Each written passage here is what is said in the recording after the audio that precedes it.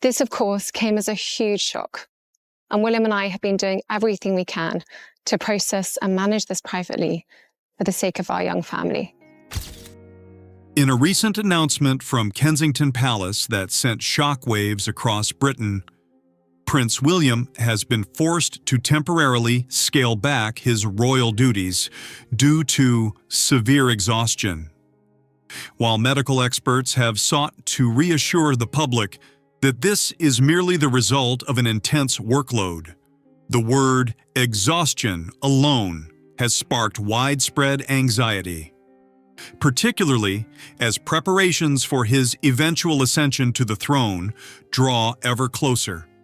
According to an insider source, on the very night the statement was released, Queen Camilla received a detailed private briefing on William's condition. Not through the press, but via an exclusive palace channel. And alarmingly, she showed no signs of panic. On the contrary, the situation appeared to present a long-awaited opportunity. She reportedly smiled as if witnessing something deeply satisfying. Just days later, murmurs of legitimate concern began circulating. Is William truly fit to bear the weight of the crown? Catherine quickly sensed a carefully orchestrated campaign unfolding, but rather than push back publicly, she opted for silence, quietly gathering evidence piece by piece. So what exactly is Camilla calculating to safeguard her behind-the-scenes influence? And does Catherine's restraint reflect strategic composure, or a sign that she is being backed into a corner with no escape? In the waning days of autumn, an unusual stillness enveloped Kensington Palace, heralding a cold wind about to sweep through the British royal family. Prince William, the heir to the throne, along with his wife, Catherine, Princess of Wales, had always been seen as symbols of endurance and duty. Since King Charles's accession, William had officially taken the title of Prince of Wales, and the couple's burden of responsibilities had doubled. However, in the second week of December, a rare official statement was issued by the communications team. The wording was chosen carefully, aiming to reassure, yet it could not conceal the gravity. Prince William was forced to significantly reduce his royal engagements due to severe exhaustion following a prolonged period of continuous work. The royal medical team confirmed there were no long-term health risks, but the very term exhaustion in this historical context sparked an indescribable wave of anxiety, sowing deep seeds of doubt in the public's heart. As the announcement spread, Queen Camilla, who had endured a long and controversial journey to her current position, sat quietly in her cozy, private room at Clarence House. After becoming queen, Camilla had always wielded power discreetly, maintaining surface respect without ostentation. She did not need to read the statement in the press.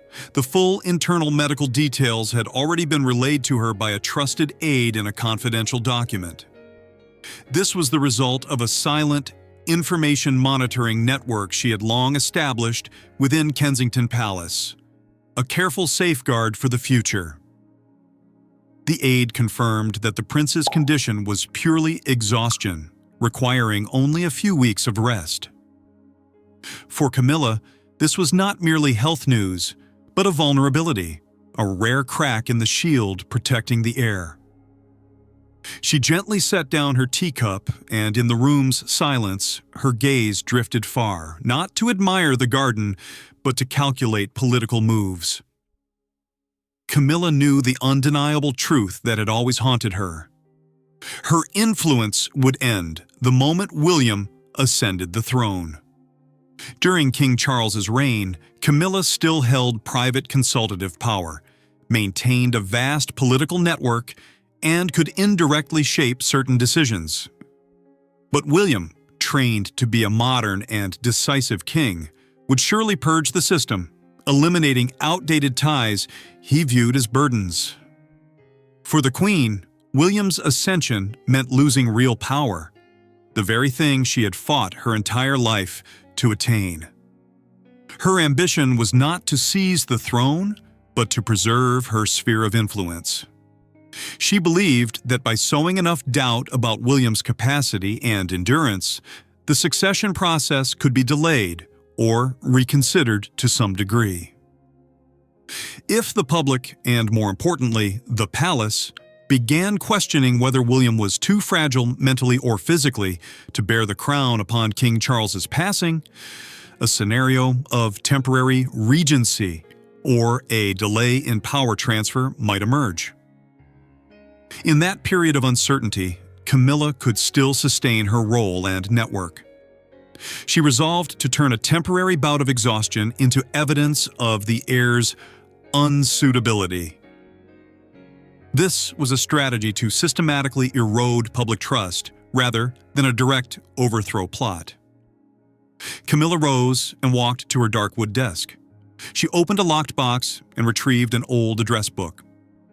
She knew she could not act directly, leaving no trace linking the Queen to a dirty information campaign. Everything had to go through intermediaries, a veteran media team that had served her since her days as Duchess, experts in crafting close sources and legitimate concerns. She used an encrypted mobile phone to make a single call. Her voice was low and cold, utterly unlike the charming smile she always displayed in public. "The information has been confirmed. Everyone is worried about William's condition," Camilla said, without introduction. "Our campaign needs no noise. Just sow the seeds of doubt. Let the public ask themselves, is someone prone to exhaustion strong enough to be king?" She ended the call, her hand still gripping the phone tightly. Unlike the haste often seen in politicians, Camilla was always patient. She believed that undercurrents, sparked by an official announcement and guided by skillful manipulation, would create a political storm with no traceable origin. In the quiet of her private room, Queen Camilla smiled discreetly, a smile of absolute confidence. The campaign had begun. The seeds of distrust had been planted in the fertile soil of public anxiety. Queen Camilla's campaign unfolded in silence and subtlety, bearing no resemblance to a direct assault. In the days following the announcement about Prince William's health, the secret media network she had activated began to stir. Not with harsh accusations, but with a tone of feigned concern for the future of the monarchy. The first anonymous articles appeared on obscure Royal Watch blogs, then swiftly picked up by tabloids and more reputable opinion columns. The content never attacked William outright. Instead, it employed the tactic of insinuation. Headlines such as, "Is the pressure of the throne coming too soon for the prince?" or "William's exhaustion, mere fatigue," or a "warning bell for the future reign?" proliferated. These pieces often quoted unnamed, close sources, fabricating detailed accounts of the stress William faced, his sleepless nights, and recent mood shifts. Royal experts were indirectly invited to comment, deftly drawing comparisons between William's situation and the less than favorable historical precedents of heirs who had crumbled under pressure. Camilla, seated in the quiet of her room, monitored each development with cool self-satisfaction. She kept herself entirely removed from direct contact. Every move passed through intermediaries. Old contracts reactivated, individuals paid to voluntarily express concern on social media and in articles. She believed that with no one directly implicated and no evidence leading straight to her, the truth would drown in an endless sea of debate. The rumors were woven beneath the guise of legitimate worry, making it nearly impossible for the public to distinguish genuine information from manipulation. The orchestration of information was exquisitely refined. The articles always began with praise for William, only gradually shifting to questioning, creating an illusion of balance and neutrality while actually sowing instability.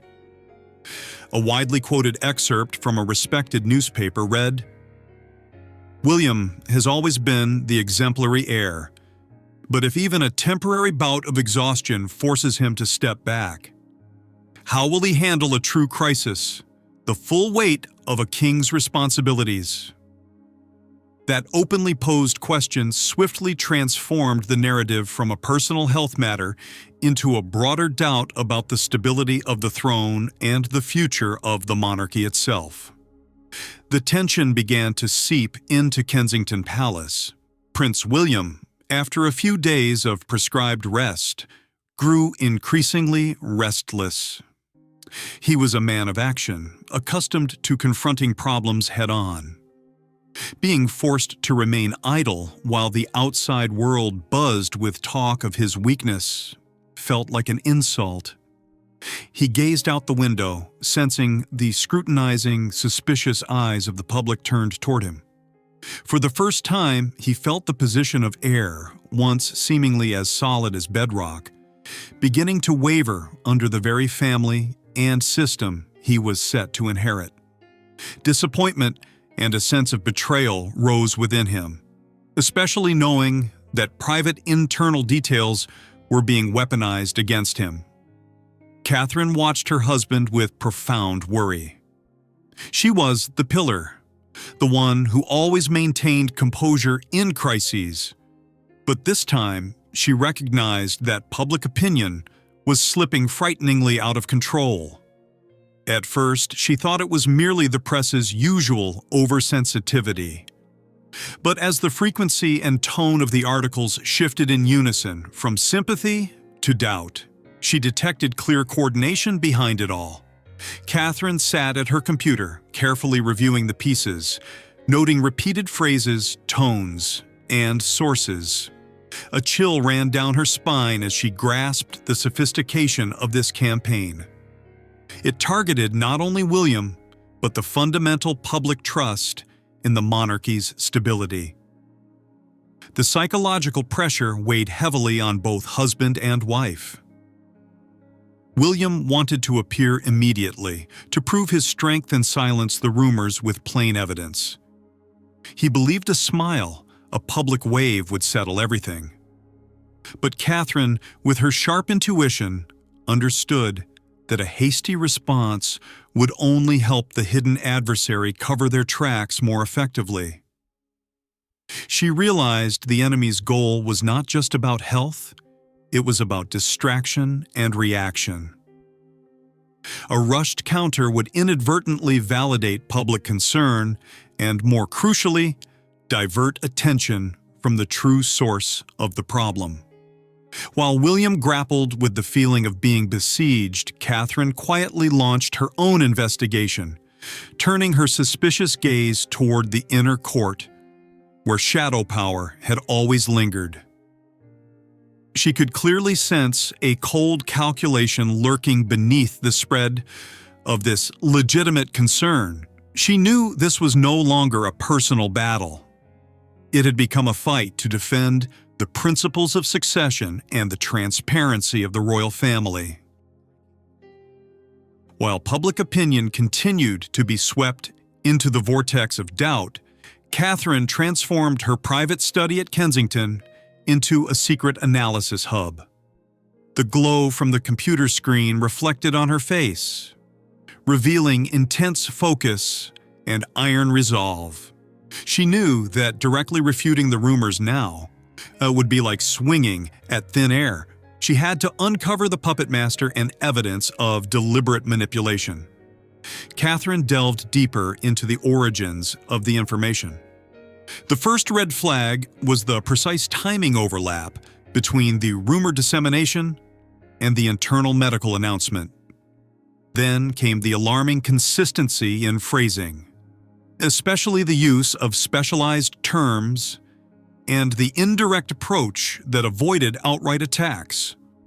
Small details gradually emerged. The initial articles, though appearing on diverse platforms, all shared a shadowy financial link to a media consulting firm. One that had previously worked exclusively for Queen Camilla on numerous public and private projects in the years before she became queen. Although the contracts had officially ended on paper, Catherine sensed an invisible yet solid thread connecting this team to the inner court. Catherine chose not to act rashly. Instinct told her that an impulsive response now would only be a gift to the enemy, allowing them to erase traces. Instead, she quietly gathered data. She worked with William's most trusted royal legal and security advisors, individuals of absolute loyalty. They helped her trace encrypted communication histories, examine suspicious small financial transactions routed through intermediaries, and compile logical chains linking tabloids to the Queen's former media consulting firm. Each saved file, each verified connection, painted a clearer picture of an organized, sophisticated campaign aimed directly at the prince's credibility. Parallel to gathering evidence, Catherine made a bold and risky decision. She privately reported her entire suspicions to King Charles. Approaching King Charles was no easy task. Her father-in-law was an extremely private man who placed great value on family harmony within the royal household. Catherine understood that without sufficiently strong evidence, such accusations could be dismissed as baseless paranoia, permanently damaging relationships. She presented the matter coolly and logically, relying solely on data and timing coincidences. She did not directly name Queen Camilla, only pointing out the existence of a manipulative network using internal information to destabilize the succession process. Meanwhile, Prince William was enduring profound inner turmoil. He wanted to appear immediately, to crush the rumors and prove his strength and resilience. He felt that silence amounted to admitting weakness. He repeatedly expressed frustration, pacing the study, feeling constrained by his wife's caution. He saw the spreading news stories as a blade slicing into his honor. Catherine spent hours calming and persuading her husband. She explained that the adversary wanted him to react, to become distracted and exposed. "We are not fighting a single article, William," she said. "We are fighting a strategy. A hasty response will only help them hide their tracks and cost us our one chance to expose the true source of this plot." Catherine's steadfastness eventually convinced William. He agreed to maintain silence, though the waiting only added to the heavier psychological pressure on his shoulders. King Charles, upon receiving Catherine's private report, did not act immediately. The king was cautious by nature and respected evidence. He understood that the implications extended far beyond family conflict, touching the very legitimacy of the throne.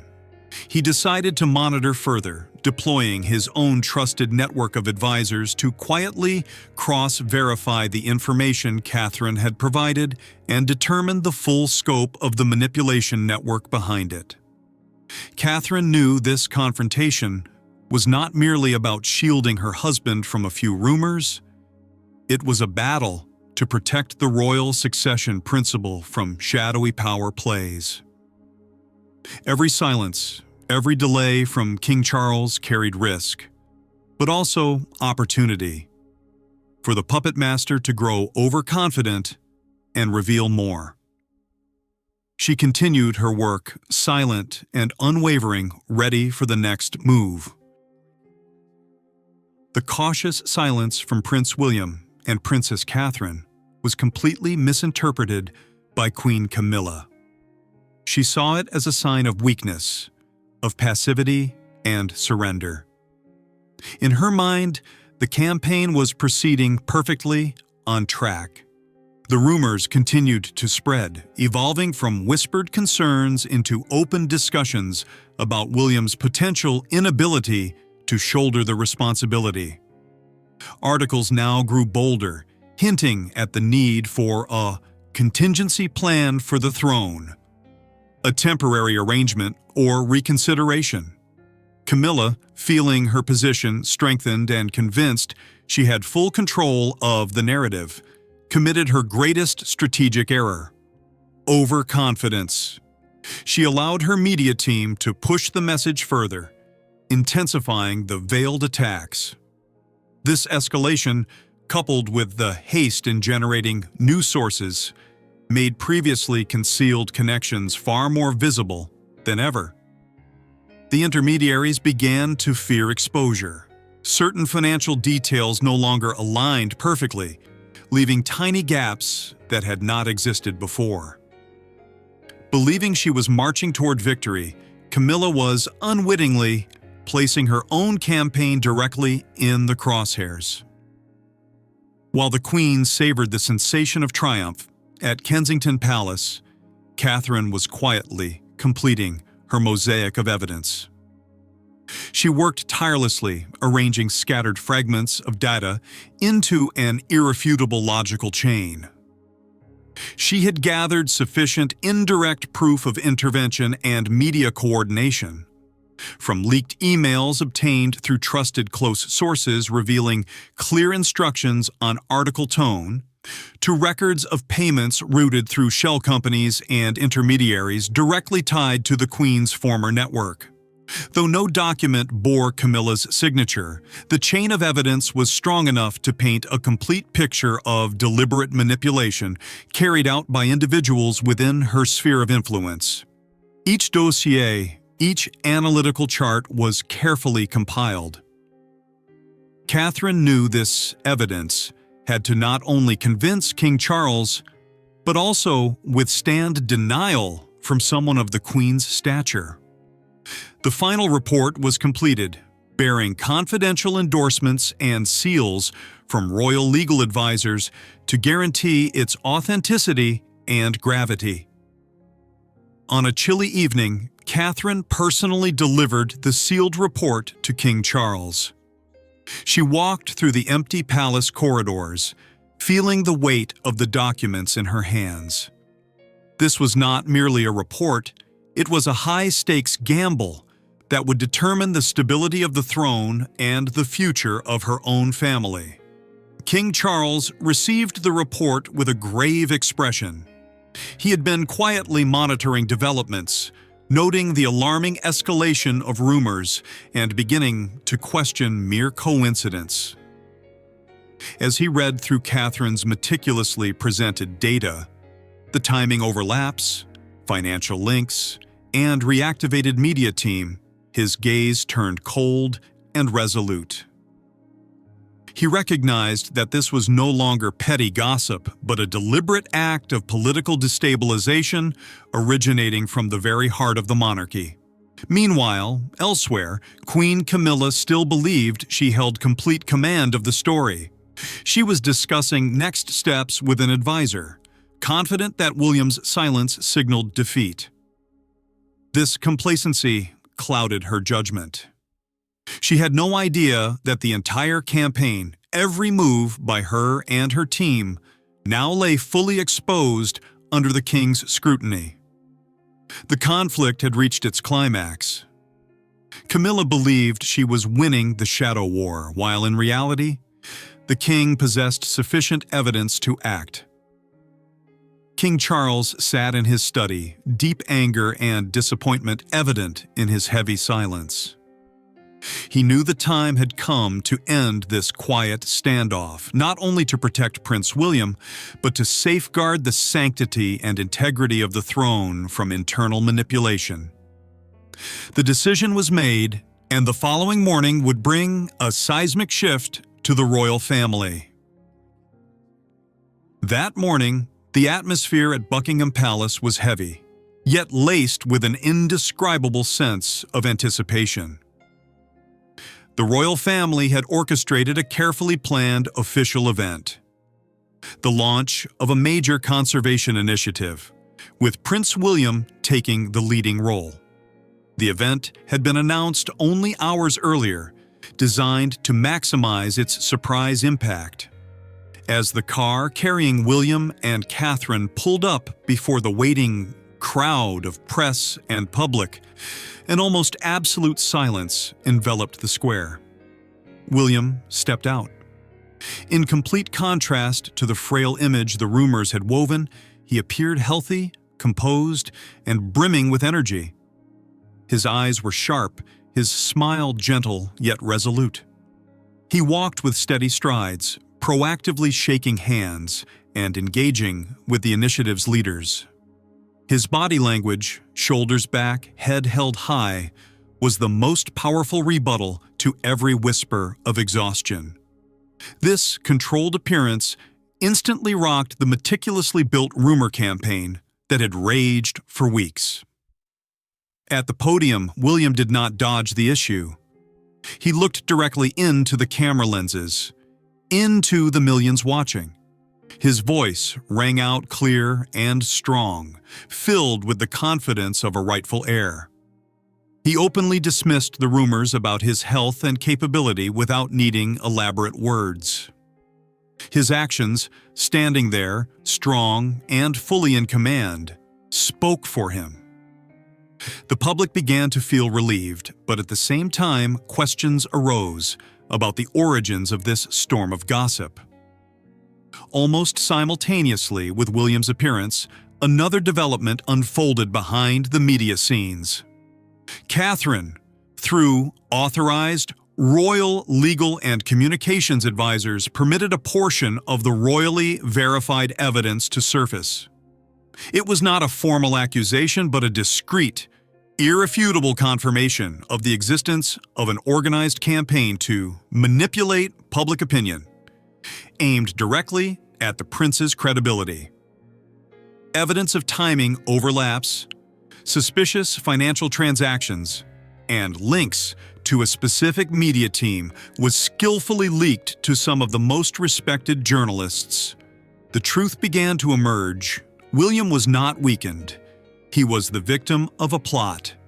The affair reached its climax that same afternoon. King Charles, who had remained silent and observant from the start, decided the moment had come to intervene with his supreme authority. In a brief statement broadcast live from Buckingham Palace, the king not only endorsed Prince William, but publicly acknowledged the existence of internal instability. The king spoke officially, confirming that he had monitored the matter closely, had received information about interference and manipulation by certain unnamed individuals, and affirmed that those actions had been handled internally. More importantly, he publicly affirmed William as the lawful and fully capable heir, putting an end to all doubt. The king's tone was both solemn and warning, a declaration of the throne's unshakable authority. Silence descended over Queen Camilla's inner circle. She was utterly passive, no longer able to deny.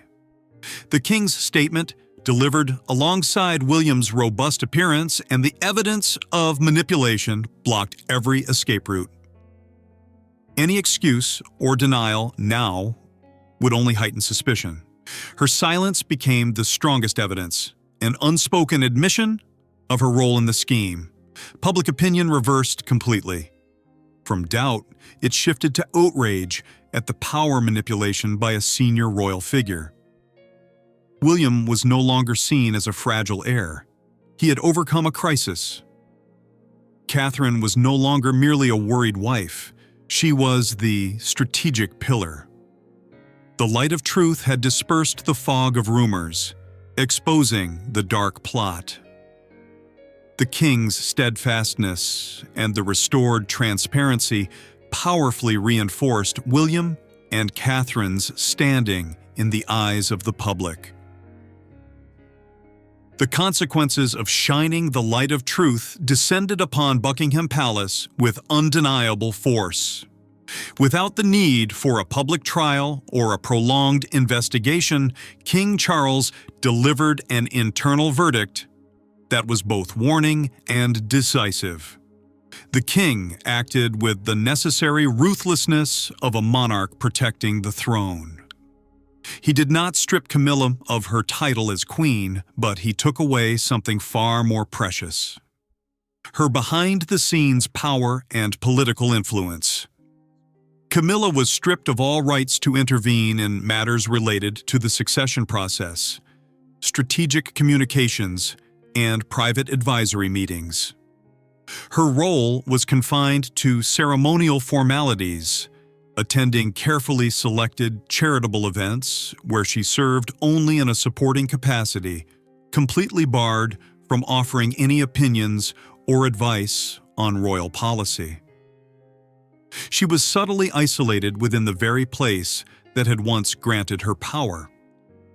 Important correspondence no longer reached her. Her former political advisors were denied access.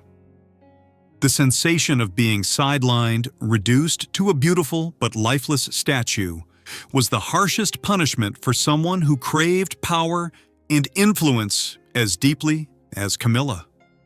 The Queen had lost all political credibility. Her public image was now viewed with suspicion and anger. She lived in the palace's silence, alone amid the vanished shadows of power. At the same time, King Charles undertook a purge of the system.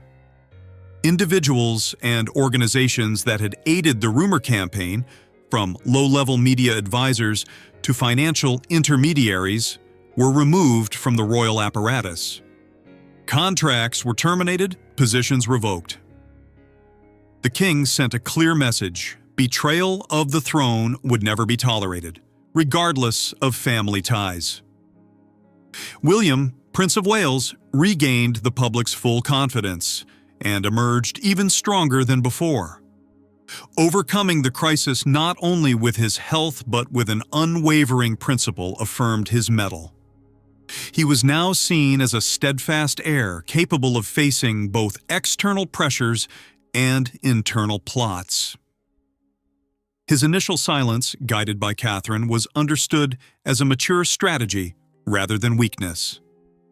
William's position was solidified, with no lingering doubts about his readiness to succeed. Catherine, Princess of Wales, established herself not merely as a supporter, but as a strategic pillar of the future monarchy. Her intelligence, sharp intuition, and discreet evidence-gathering proved her an indispensable wife and political partner. The public praised her composure and resolve. Her role in safeguarding the throne and the monarchy's transparency earned her deeper respect. Catherine was now regarded as the quiet architect who had averted a dangerous political crisis. King Charles, through his resolute actions, demonstrated his ability to defend the monarchy's principles and stability. He placed the institution's interests above personal relationships, reinforcing his image as a fair and decisive sovereign. The plot was punished, justice restored quietly but firmly. After the storm, the air within the royal family grew clearer, with transparency elevated. Preparations for William's eventual succession proceeded amid widespread public support. The episode stood as a steel affirmation that the throne required not only bloodline but character, transparency, and a solid ethical foundation. William and Catherine, standing side by side, represented a new era, stronger, more resilient against any scheme. The story of a temporary exhaustion had become a lasting lesson on the cost of ambition and the necessity of protecting truth. After finishing the story, in your opinion, was Princess Catherine's strategy, maintaining silence and quietly gathering evidence instead of reacting immediately, the most accurate and effective decision to protect Prince William's position? and the monarchy? Share your thoughts with us in the comment section. Remember to like, share, and subscribe for more. Also, click the next video showing on your screen. You will enjoy it.